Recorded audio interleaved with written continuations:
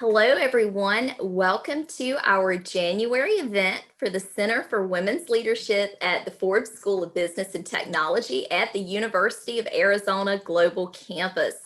We are excited to have you with us today as we celebrate women in technology. Now, before we officially get started, I want to provide a quick reminder to everyone to become a member of the CWL if you've not already done so.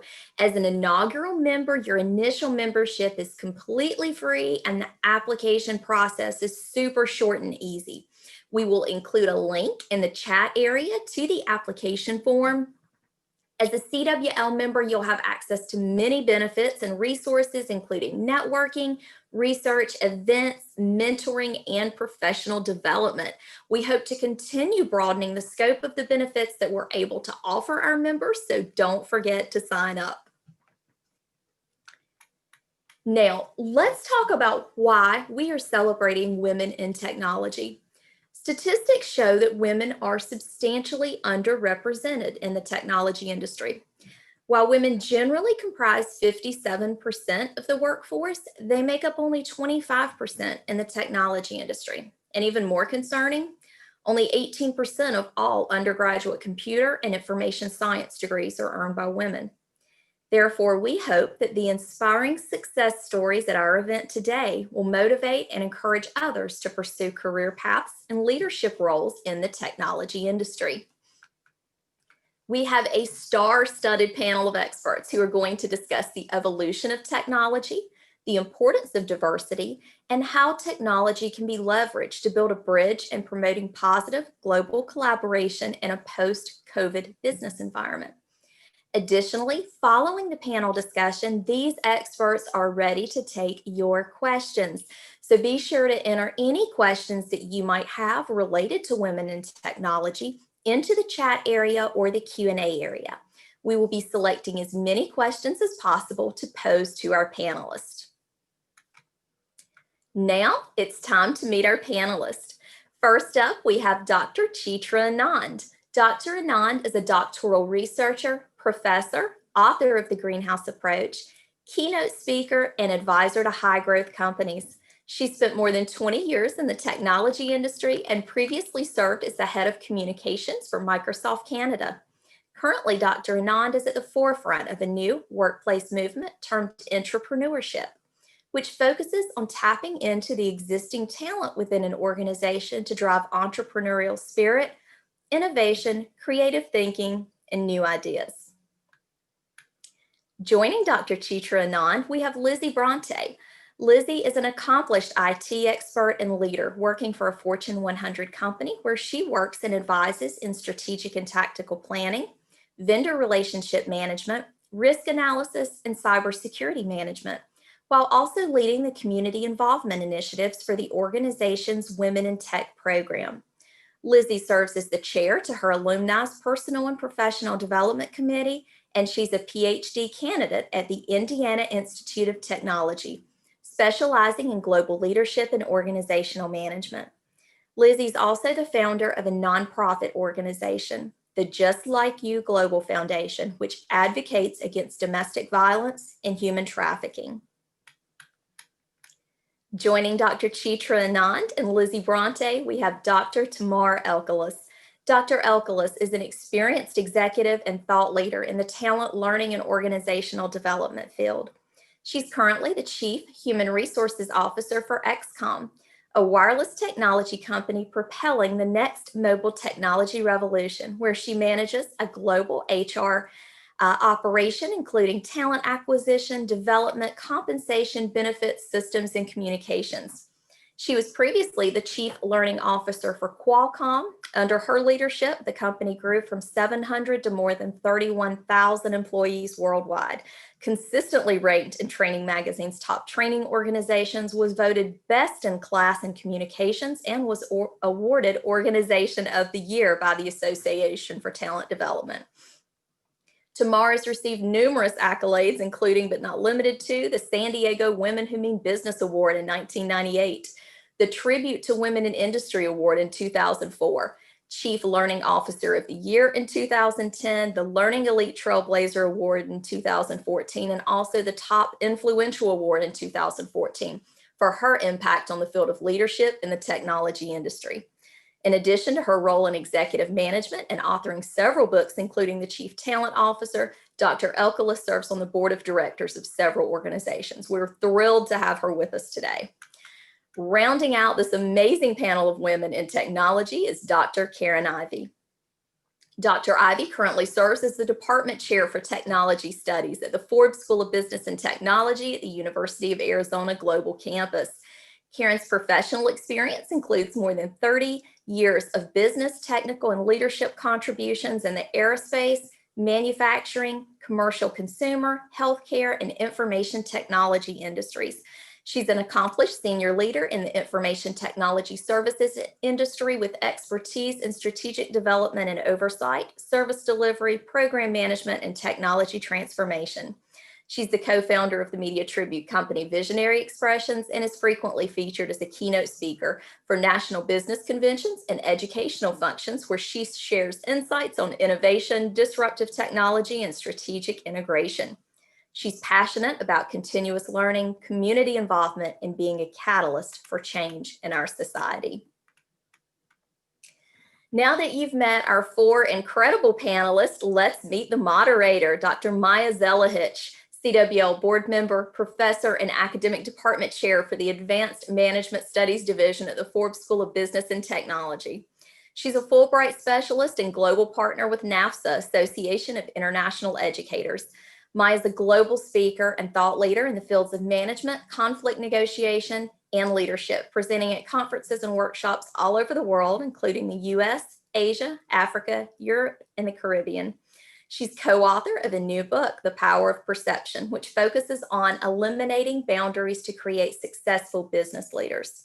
She's won numerous awards for her work in leadership, education, and scholarship. At this time, it is my pleasure to turn the floor over to Dr. Maya Zelihich. Thank you so much, Brandy. Thank you for this incredible introduction. And also thank you to you and all CWL board members in helping us host this amazing panel and host this amazing event. I will go ahead and get started with our questions. And my first question is for Chitra. Given your extensive background in upper management with a diverse group of organizations, you bring a very unique perspective in terms of growth and leadership. Based on your experience, how does organizational size and structure influence opportunities and paths to leadership? Thank you for the question, and good afternoon, everybody. It is an absolute pleasure to be here today. Wonderful question, Maya, and thank you. The first thing that I'd like to say is that we cannot forget the role that structure plays within the constructs of an organization. Or a structure is in place for a very particular reason, and that is to make organizations much more efficient and flow in the right direction. And when we talk about, working across matrices and different parts of the organization, that is a fundamental role of what structure does. The problem that arises as organizations grow and scale, they become more complex. They become, they have more processes in order to manage the growth. What typically happens in this sort of paradigm is, and the problems that we start to see as it relates to leadership is the movement of talent and flow gets clouded by things such as structure, such as politics. And the approach that we need to take as leaders is really to focus on capabilities.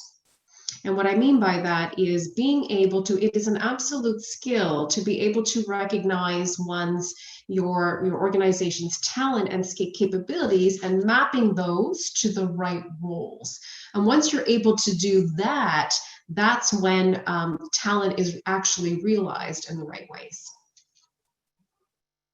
Thank you so much. I think the structure is a needed framework, but working within that framework, focusing on talent management is the name of the game. Excellent. Thank you so much.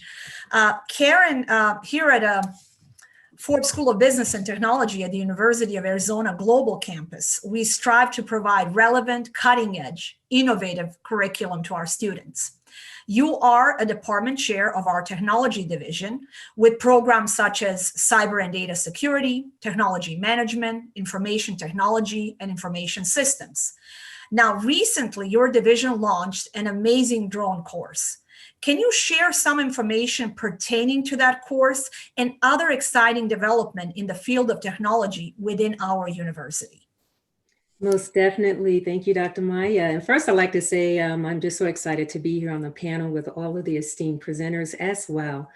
As Dr. Maya said, yes, this last year, actually, the Forbes School of Business and Technology launched the Drone Aviation Commercial Pilot Course, AVI 200.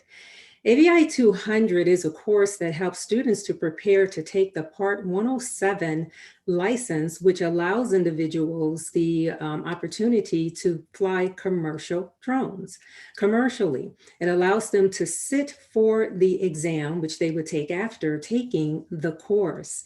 The course is packed with information on aviation, on the procedures and policies to be a drone pilot. And one of the really exciting directions that we have, in addition to launching the AVI 200 course, we also launched in partnership with CAS, our College of Arts and Sciences, 5 emphases that are drone aviation related, that cross various industries. And to name those 5 emphases for you, those include the integration drones in a cybersecurity infrastructure emphasis, the drone and unmanned area vehicle entrepreneurship emphasis. When you think of entrepreneurs and all the different industries that entrepreneurs cross, drone technology is already integrated in those particular job directions and paths. Undergraduate integrated drones and cybersecurity. Drones play a real huge part in security across industries, including our government as well. Drone and unmanned aerial vehicle marketing emphasis. Just think about marketing and having that capability to do area views of whatever you are marketing. Drones bring that to the capability. And then finally, the homeland security and emergency management emphasis, where drones are used to support emphasis for us. So we are really excited about the AVI 200 course, the new emphasis that we have created as well. I would like to say also that we're inviting everyone to a drone aviation experience, industry experience webinar that we are putting on at the end of this month on January 26th. It's open and free to everyone, where we will have 5 professional commercial drone pilots who will be sharing their experience as well. And then in addition to that, for our technology focus in Forbes School of Business and Technology, we are so excited to announce that this year we are opening several clubs for our students and the community as well to engage in. And that includes a UAGC Women in STEM, that includes a cybersecurity club, as well as a drone aviation and aerospace flying club as well. So we have a lot of exciting venues going on, and everyone is welcome to find out more about them as we launch them. Oh, here is a slide. Thank you very much. Thank you very much to back up what I'm saying. So just to give a little emphasis very quickly for the UAGC Women in STEM, this is an umbrella organization that includes the Women in Technology International, WITI, our organization for it, our chapter for it, as well as we're stepping into partnering with Girls Who Code. And we will be launching in February a college loop, which will be for supporting our students who are going through our degree programs to get that encouragement, to get that insight as well, and to connect them with individuals in industry, in the information technology industry. We will also be participating in the summer immersion program for Girls Who Code. And then, as I mentioned, we have 2 other clubs launching during the month of March, the Drone Aviation and Aerospace Club, as well as the Cybersecurity Club. So a lot is going on in Forbes School of Business and Technology to take our students to their next in their technology career paths. Thank you so much, Karen. I think I'm going to have two members of my family who are absolutely crazy about drones attend the workshop. And Natalie was kind enough to post the link for the registration, so everyone attending this particular session can look into it and get more information. My next question is for Lizzie. Lizzie, research continues to show us how women are grossly underrepresented in the technology field. A study by Russell Reynolds Associate in 2019 found that women make up 57% of the workforce, but only 25% of the tech industry. Tell us about your interest in becoming a leader in the technology field. When you were growing up in Cameroon, was this field something that you saw yourself in one day? And how did you enter the field to begin with?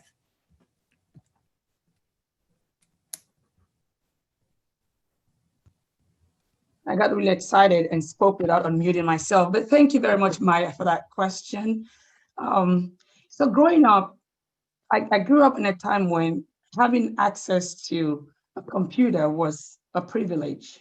I can tell you, my institution had one computer for the entire school. So thinking about technology was out of the question for me. The opportunity was not there. The information was highly missing. But that did not stop me from becoming a little bit curious. So I developed some kind of curiosity when Yahoo was introduced. I became one of the first amongst my peers to sign up and obtain a Yahoo account, regardless of the fact that I did not even have friends that I could send emails to. I say this because curiosity played a very big role in my transition. So moving forward, I immigrated to the US, and that curiosity simply expanded. As I obtained my master's degree in business administration, human resources, and project management, I kept asking the right questions. And then I found out that you don't have to be entirely techie. If you are like me, without the privilege of learning how to code at a young age, you still have an opportunity to transition into technology. So I did obtain certifications as a database administrator, and I put myself out there and started seeking out the right opportunities. And the right one came, I took it, and here I am today, really planted in the middle of technology. Now, my message to the audience is, if you still have an interest in transitioning into technology, just don't wait for that opportunity to come to you. Go for it, ask the right questions. There is still room for you to transition. There are still opportunities out there for women like you and me. Thank you. Thank you so much. All of us here, and I'm speaking on behalf of the panelists because I cannot see the audience members. All of us are digital immigrants. We're not digital natives. Now, the younger generation, our kids, nephews, nieces, those are digital natives, and those are the ones that sometimes look at us and potentially make fun of some of our technological efforts. So I think back to Lizzie's point, whoever's interested in this field, there's so much excitement and there's so much new grounds to break. So definitely thank you for that, Lizzie. Now, Tamar, while most organizations have a CEO, CFO, and COO in place, not every company has a chief learning officer. Now, you've been leading organizations for more than 25 years in executive level roles. What are the primary benefits that companies can expect when appointing a CLO or otherwise focusing their efforts on the importance of employee training and development? Thank you so much, Maya. I really appreciate you having me with this amazing panel today. I've spent almost 30 years, my entire career, in technology. And one of the things that I wanted to just make a comment on is I think we're all digital natives today because we have been faced with a pandemic where technology has become a part of our daily life. There isn't a grandmother that's 90 years old that isn't trying to utilize technology to connect to their grandchildren. There isn't a student today that we know that hasn't had some kind of online learning experience or mobile learning experience because their schools have been shut down. So I do believe that we are at an inflection point where all of us have become technologists. I also believe as women, we sometimes underestimate our own capabilities and say, oh, I'm not that techie. And as I've said, I've been in the career in technology for almost 30 years now, and I've never said I'm not techie. So I think from an advice standpoint for every woman that's listening is never walk around and say you're not techie, especially if you're in a technology industry or company. That said, I also believe that every company today is a technology company. If you think about organizations today, they've all had to pivot to become focused on technology. You think, for example, a company like Uber, it's not really about driving cars. There's a technology and a software behind it. There's a software connecting people to drivers. And so we really need to be thinking all the time about ourselves as folks that are in technology companies. Every company today is a tech company. Now, to get to your question specifically, so yeah, I've spent a lot of my time as Chief Learning Officer. I've written a number of books on that. My latest book that just came out in December is Forward Focused Learning. And partially what I'm very focused on is developing companies, developing businesses, and developing people. The number one reason an employee stays with a company is because of career growth. And it is imperative that we focus on developing people's careers and enabling them to grow. And so as a CLO, I'm a business person first and a learning person second. But at the end of the day, I'm there to solve business problems, to develop the organization, and to develop people. And even if we don't have chief learning officers or folks that are managing learning in an organization, we should all be focusing on growing and developing other people as well as our business. And as I think about what the evolution is for the chief learning officer as we kind of move on post-pandemic, our role has definitely changed. We are about enabling resilience in an organization. We are about finding disruption and new ways of working and new ways of learning, because we've been faced with a tremendous amount of challenges where we have all had to adapt and be resilient. Thank you so much. I was smiling when you were mentioning grandmas, because my great aunt, 94 years old, in 2020 sent me a Facebook request. And I was like, Auntie, you're on Facebook. She's like, I'm bored. We can't go out. So I logged in. I created a Facebook account. So you're absolutely correct in stating that. Everyone's into technology today. Yeah, absolutely. So now going back to you, Chitra, you're heavily involved in the entrepreneurship workplace movement, which focuses on using the existing individuals in an organization with the entrepreneurial skill set and passion for innovation to drive change and growth. What are 3 key characteristics, work habits, or personality traits that distinguish a true entrepreneur? Yes, thank you. And a great question. I have about 100. No, just kidding. I'll give you my top 3, Maya. I really, just for context, I've just finished my PhD in entrepreneurship. And I really believe it is the opportunity for organizations to scale and grow in this ever-changing global marketplace as a form of a differentiator. Entrepreneurs are the people that live inside organizations, and I do believe that they exist within companies, and it is our role as leaders to find them and to cultivate this amazing talent that live inside these organizations. So I'm going to give you my top 3. And it's interesting because Lizzie used this word very appropriately. The first one is around curiosity. And I too have written a book, and I have a whole chapter on curiosity, and it's really around challenging how the constructs in which organizations are built. And curiosity is such an interesting attribute because we're born naturally curious as children.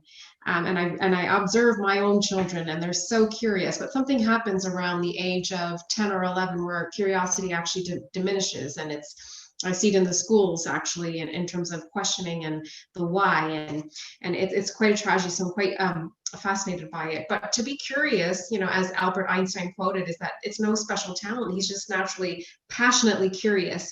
And so, we refer to it as the curiosity quotient. It's this general deep desire to seek new ideas, and that's really, it's a thinking style, and it's this constant quest of finding out new information, challenging what's currently happening, researching the world, looking at how different people live, thinking and actually looking at and hearing different points of view, because that really is the infusion of new ideas. So number one. Number two, is this concept called first principles thinking. And first principles thinking is really a way of thinking. And I would argue that, you know, we talk about work-life balance and we talk about working smarter. I would say that it's really about thinking smarter. And what I mean by that is, you know, we are human beings, and the way we are programmed to think is that we operate on assumptions. So many of the time when we're working in organizations, we might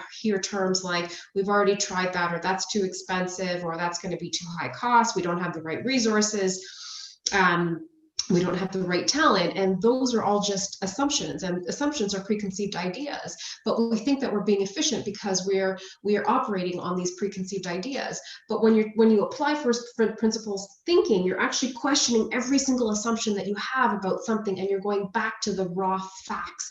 And when you do that, you start to create solutions and ideas and new knowledge, and you're able to distill that down to the very core. And the third one, I would say, is around challenging the status quo.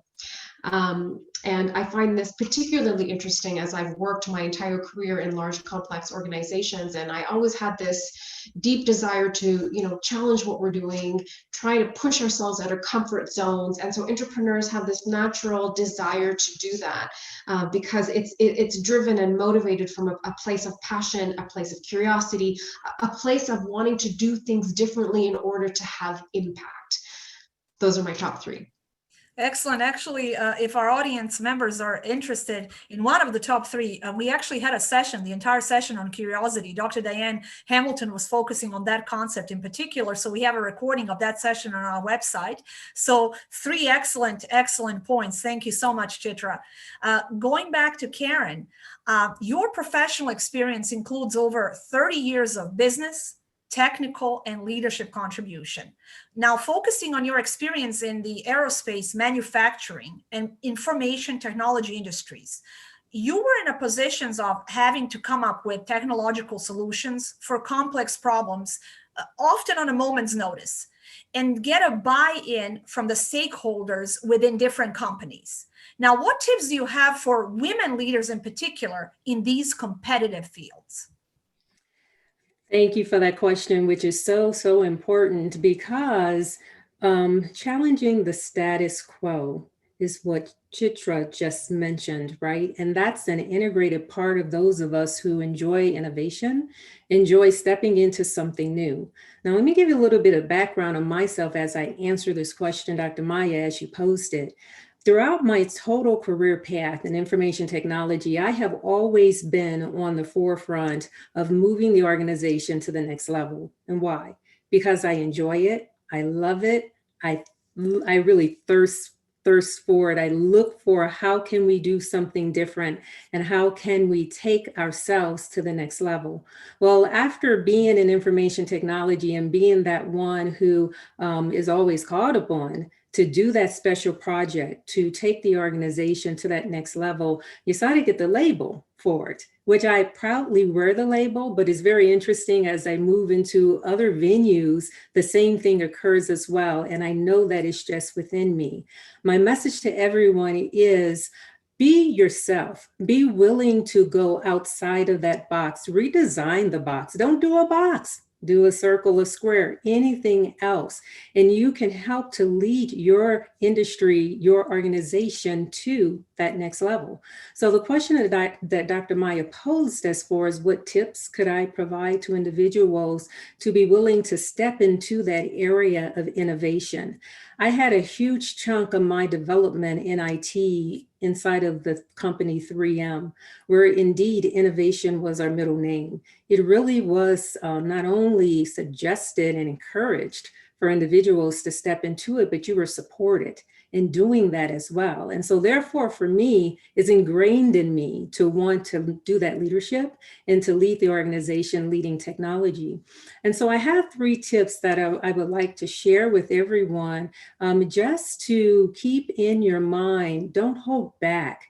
Be willing to step forward to help to move to that next level, break that status quo, right? As it was said.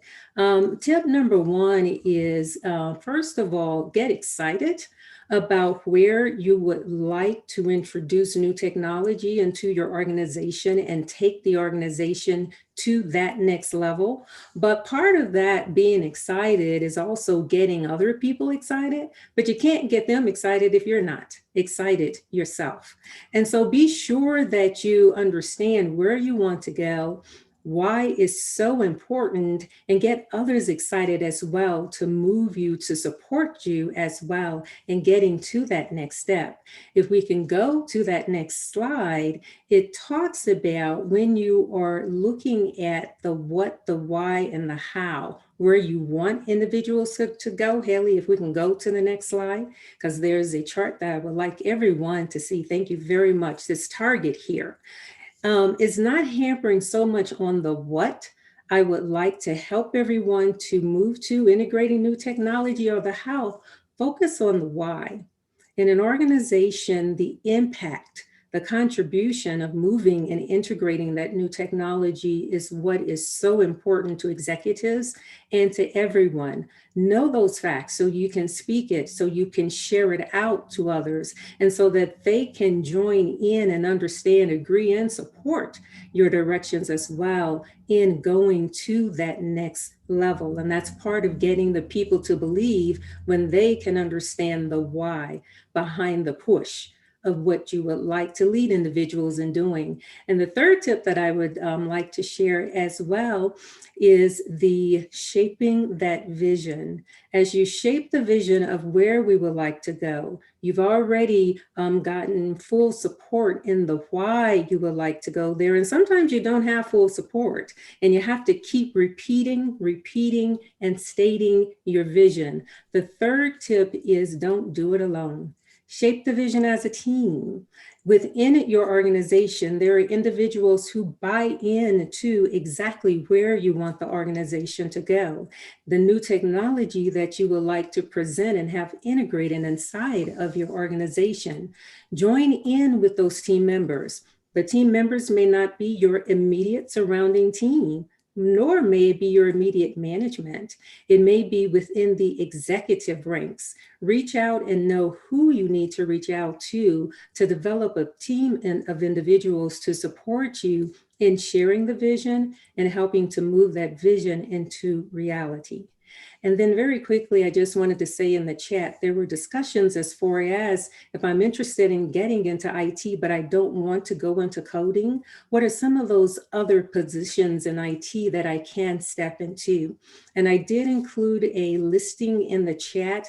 There are a plethora of different activities and functions and roles that ladies can step into, individuals can step into technology.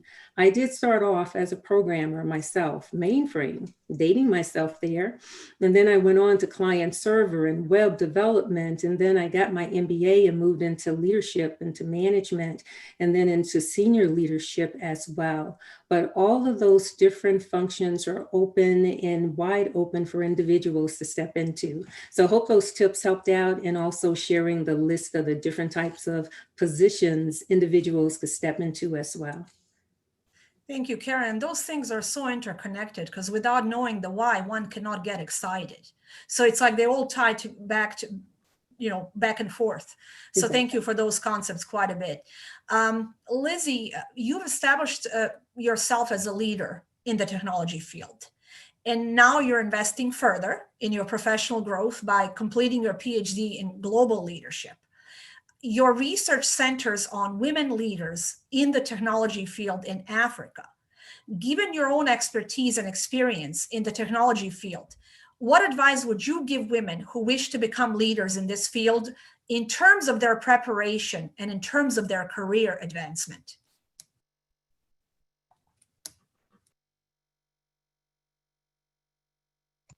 I do this all the time. Thank you for that really great question, Maya. One of the things, so my curiosity actually led me into researching on women in IT in Africa, because if you try to conduct a database search, you would find very few women of African descent are actually excelling in the information technology field. So I'd like to know why there's so few of them. But if I were to give some sort of advice to other women out there, I would start by saying, number one, kill the imposter syndrome. That little voice that tells you, oh, it's hard out there, women are underrepresented, you cannot do it. Start by killing it. By doing so, you're giving yourself the opportunity to do it. And secondly, develop that amount of curiosity. We've said that way too many times amongst the other panelists. Develop some sense of curiosity. Now, go out there and do your homework. Do research, understand what's trending. Today, you will hear about artificial intelligence, you hear cloud-based stuff, you hear machine learning. You just make it a point to understand what's out there and then find the right fit. Now, the next thing that is really critical is finding the right mentor. So there are two parts to it. Get a mentor and a sponsor. They're different. Your mentor will guide you based on your vision for yourself, based on your ambition. Your sponsor is going to vouch for you. They will speak on your behalf when that opportunity arises. And then go out there and network. Seek out opportunities for yourself. I'm sitting here today because of my networking skills. I just always express what I'm trying to do, what I'm trying to accomplish, what excites me, what I'm willing to offer. And when those opportunities arise, someone is always thinking about me. But if I were to tell myself I cannot do it, I'm not good enough, or I'm an immigrant, I have an accent, this is not for me, I will not be here. So just be bold and fearless, and the opportunities will come at you. Thank you. Excellent advice. So much of what you're saying resonated with all of us. And I think as women, we tend to apologize more. We tend to over-explain a little bit more. So that whole bold and courageous approach is definitely something that should resonate with all of our audience members. Tamar, your impressive career is quite an interesting combination of technology and people. Many operate on this idea that technology reduces or eliminates the need for human interaction. Now, some may even perceive a battle between humans and technology, men against the machine mentality. How can organizations help their employees to overcome this misconception and embrace the benefit that technology brings, including increased, not decreased, opportunities to build relationships? Thanks, Maya. I think we've all been faced with technology overload these days because that is our main form of collaboration, communication, and connection. I wish we were actually doing this in person instead of online, because I think all of us are craving a bit more of human interaction. But let's not forget that technology has also provided a level of equity. We all have the same 2x2 square on this call right now. And all of us have equal opportunity to be able to communicate and chat and to be here, independent of our socioeconomic status, independent of whether or not we have the means to travel. All we need is some kind of a device to enable us to all be here together. And so I do believe that technology has provided us with an opportunity to collect and collaborate with a lot more individuals. If we think about community or connection, and we think about what's happening for the next generation, their community and their connection has been online. It's via Snapchat, it's via Instagram, it's via TikTok. And somehow they have found a way to create community, connection, a social network that many of us who have had a lot of opportunity to work in companies have seen that the way to collaborate, communicate, and to have meetings is to be in person. But I believe that this is an opportunity for all of us to change the way we think about community, the way that we think about connection, and the way that we think about building relationships and networks. Now we have to utilize all of the skills. It's not just being in person, but it's also having an opportunity to be online and in different formats with different kinds of people. I also believe it's important for us to think about how we can leverage some of the positive changes that we've seen. So we used to have, for example, meetings in organizations where people had to fly from all over the world to actually come to a training session or come to a meeting or be present for a conference. Today, we're able to get global leaders, we're able to get amazing speakers together, and we don't have to fly everybody in. There isn't that commute time, there isn't that travel time. That may be something that we want to leverage in the future to enable more people to participate in unique experiences and opportunities in the workplace. So I look at technology as an enabler, and I think we need to look for ways to enable us to continue to utilize it in the next couple of years to come in new ways that we haven't thought of in the past. Absolutely. As much as sometimes we complain that in 2020 we were zoomed out, we had some opportunities. I feel like I attended more international conferences than ever because I didn't necessarily have to travel. So I absolutely agree with you. Now, this question prior to us, and I see a lot of excitement in the chat pod and Facebook Live. We have lots of questions, and we'll try to get to at least some of those questions. But the last question I have for each one of you, and we're going to start in the same order. So we're going to start with you, Chitra, again. If you can give us, all of you, if you can give us a short answer so we can get to some audience's questions pertaining to the COVID-19 pandemic. The COVID as it relates to technology. So the COVID-19 pandemic created operational challenges for businesses across the globe. How can we use technology in the post-COVID environment to build bridges internationally and promote positive collaboration among business leaders globally? So first one, Chitra, if you want to go first. Yes, thank you. It's a fantastic question, and I think it's very relevant to what's happening and what's going to unfold in the coming months and years to come. I would say this, Tamar brought up a very good point, as technology is an enabler. I do see technology as an enabler. What we need to do as business leaders is to identify how to use it in the right ways. And what I mean by that is, as it relates to COVID, the pandemic, the impact that it's had on business, our economy, on society, on culture, is around the flow of information. It has impacted, and shattered in many different ways, different countries, cultures, groups of people.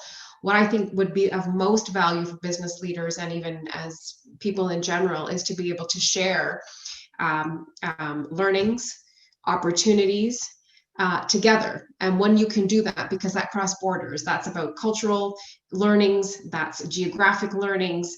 And once you can start to extract information around best practices, learning, things that worked, things that didn't work, impact those learnings and that flow of information through technology channels is what's going to make us stronger coming out of this pandemic. Thank you so much, Chitra. Karen, what are your thoughts on this question? Definitely. I do think it's a great question as well. When we think about COVID-19 and how it really impacted change in businesses, it has caused a lot of organizations to rethink what they are doing. And just to mention a few directions that organizations have had to do, it was sort of mentioned during this panel discussion previously, engaging with new partners in the business. We've seen several businesses partnering with other businesses, transforming the way organizations integrate and support their customers, entering into new geographic markets, pivoting product offerings, really changing the products that they're offering, and entering new industries as well. When you think of all of those directions that may have been ignited during this COVID era, they will continue post-COVID as well. Technology will be right there to support all businesses to be successful in all of those areas. And when we think of just a few of those technology directions, when it comes to a new way of supporting customers, artificial intelligence, right? Data analytics. Those are key emerging technologies that will continue to grow and continue to be integrated to support all of these business areas as they expand globally, as they partner globally, collaboration tools, as they continue to collaborate globally as well. And so those are just some examples of how technology will continue post-COVID to support our global integration of businesses and industries, and as we continue to see transformations. Thank you, Karen. Lizzie, your thoughts on this? Yes, thank you. To add to Karen's point, besides global integration and collaboration, we see, or I see within my space at work, a lot of organizations building their resilience. So building resilience globally has become an urgent priority for organizations, because as innovation increases, so becomes the risk. And with all the risk, you have to prepare your employees to be able to cope, manage, and exist and grow as well within the organization. So I was reading an article today I wanted to share with this group, with the panelists and the attendees as well. I'm a fan of Gartner. If you know Gartner, it's a research company. They always release great information as far as different industries, but for technology, it is saying that resilience is actually urgent, and most organizations are shifting their mindset and thinking in that direction. So 85% of HR leaders report a shift from designing for efficiency to flexibility over the next year. So it's not about just being efficient anymore. It's about understanding the importance of being flexible, because who knows what's coming next, right? Thanks to COVID-19, we know anything can happen, and change is the only constant. So we need to start thinking about being more flexible. 65% of risk managers say operational resilience is among the top 3 risk areas they are prioritizing moving forward. That tells us that everybody's thinking about it. COVID-19 just shifted the mindset to the point where we have to do right to stay in the business. Absolutely. Thank you, Maya. Thank you so much. Absolutely. And I think that concept of resilience and flexibility applies in all venues of life, not just professional venue, but also on a personal level. I know I needed both of those variables in 2020. It seems like I'll need it in 2021. Tamara, you have the final word pertaining to this question on COVID-19 impact, and hopefully as we're looking forward a post-COVID era. Yeah, I think the biggest thing is changing our mindset, embracing change and disruption. And if we haven't been disrupted, it's important for us to think about what can potentially disrupt us. But, scenario planning, I think, is super important. And ask yourselves the question, what if?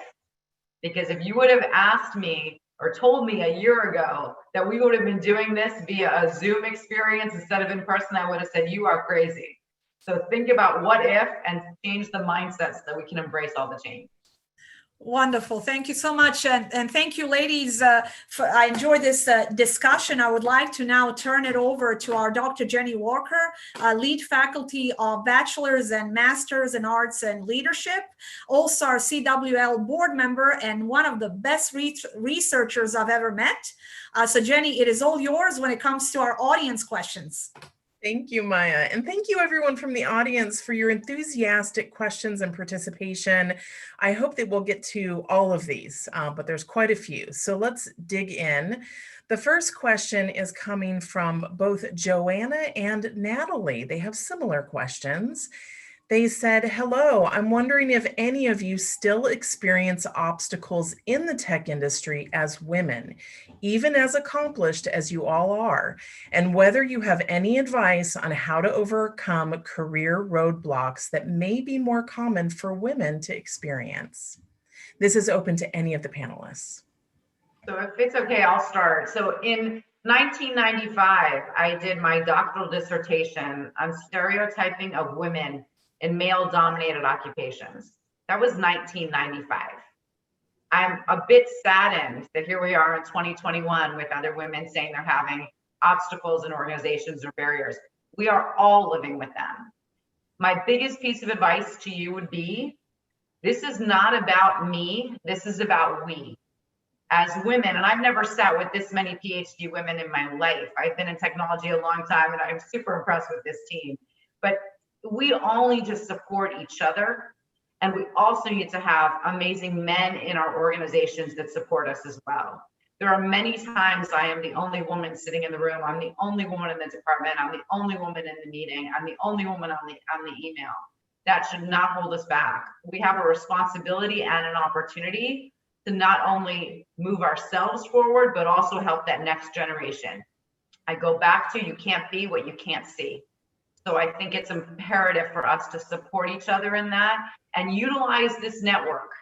There's a number of women that are here on this call. Utilize this network to specifically help you with the mentoring and the coaching that Lizzie was talking about to help you overcome those obstacles. We are all in this together. Thank you, Tamar. Who else would like to add? I would like to add to that. Tamar is so much on it. We are all in this together. And remember, here's something that I would say, don't take it personally. What do I mean by that? We have talked about being on the forefront of innovation. When you excel in IT in a leadership position, you are pushing the next. You are pushing the fact that we're not going to remain where we are. We're going to move to something different. You may get pushback just from the fact of what you're trying to stand for. And that's not so much just because you are female. That's because you have the voice and you're moving the organization forward. So what does it mean? It means have tough skin. It means to network, as Tamar just mentioned. There's strength in numbers. It means that don't get swayed by someone said something about you or something like that. I say, just know that's going to happen and keep on stepping. But networking, know who your resources are. As I mentioned before, don't do it alone, do it as a team. Group with those who can support the movement of where you're going, and you will get strength there. And just lastly, there are several conferences that are very, very supportive of women in IT and leadership in IT. And guess what? Due to COVID, several of those conferences are free to attend virtually and online. So take advantage of those as well. Thank you. Great information, Karen. I wanted to add to that, in addition to all the great tips I'd say, create a diverse pool of mentors and sponsors. Seek out the men within your organizations. Just let them hold your hand and walk with you. Because sometimes it may seem like, oh, I have to network with women only, but that's really not true. Most of the people who actually give me the best advice are my male mentors. So find you some and you would see how far that would take you. Yeah, and I'm gonna add to that if I might. I've spent 25 years in technology, and the majority of my mentors and managers have been men. And I've never actually been uncomfortable with it, and my biggest allies have always been men. And I will say this, I think it's important for you to stay focused on what it is that you're trying to achieve. And when you're focused on the outcomes, everything else kind of falls apart. But when you get so fixated on, I'm the only female, there are more men in the room, et cetera, it takes your focus away from what it is that you're trying to do. And you need to sort of put that aside. And I think somebody said it earlier, you need to it's not about that. And you should really just be focusing on what it is that you're trying to achieve. And when you're focused, when you have very outcome-based thinking, then all of the behaviors that you start to unleash is focused towards that. And I'm not saying not to try and have more women at the table, et cetera, but sometimes we get too caught up in this narrative, and that derails us from what it is that we're trying to achieve. I've had wonderful male mentors, more male mentors than female mentors. And I do believe that it's a we, and they're part of this, and they're part of this whole dialogue to help to get numbers and ratios, balanced out.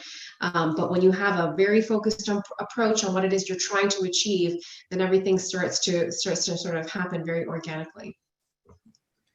Thank you, ladies, for these pearls of wisdom.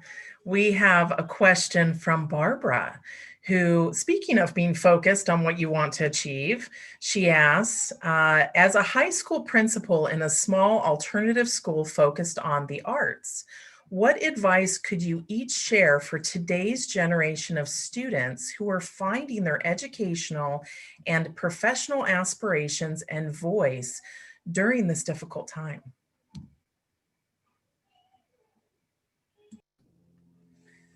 This is Karen. I can start off is know that your resources, especially today, are not only what is surrounding you in your school or even in your home or community. We have the access of the network these days, of the internet, where you can Google and you can find additional resources. You can find out about careers. You can find out by using YouTube as individuals are sharing their stories of walking in different technology directions and different business directions, how it looks, how it feels. They will take you in on an exercise as far as a virtual field trip. You can do that through YouTube. But the main idea is take advantage of the resources that are now available to you, where you can reach out and find out about a lot of businesses, opportunities, roles, responsibilities, titles that you naturally may not know about. It's really at our fingertips today. And my advice would be to assist young people and to encourage them to use it. Other thoughts? Well, I know I have 3 daughters and they are obsessed with technology. I think they spend more time on TikTok than they probably should. I think that the one piece that I would say is that I think it's really important to meet students where they are. And today, as you mentioned, Karen, they're utilizing different kinds of technology. The arts has now, a lot of that has become virtual, right? TikTok is a virtual community to be sharing the arts. It's to be sharing your creative network. It's to create a creative outlet.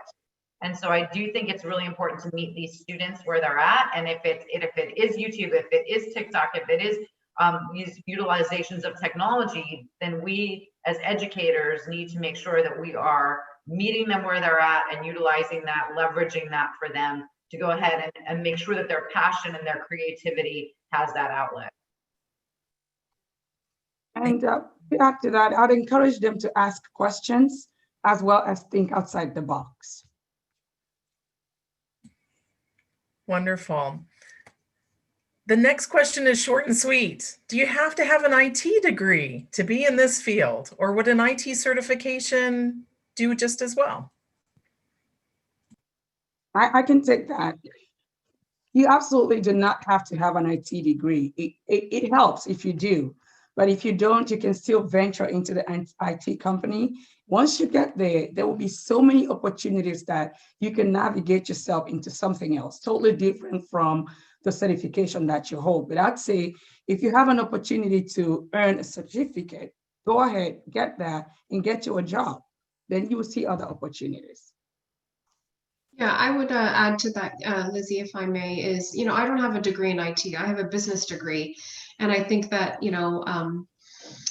all businesses and disciplines, regardless of what we're in the business of solving problems. Or, so if you have, it's a problem solving mindset, and it's about being curious, and it's about the capacity to learn. And if you have that, then, you don't have to have a specifically IT degree. Now, if you want to start coding and building different types of things, I would say, of course.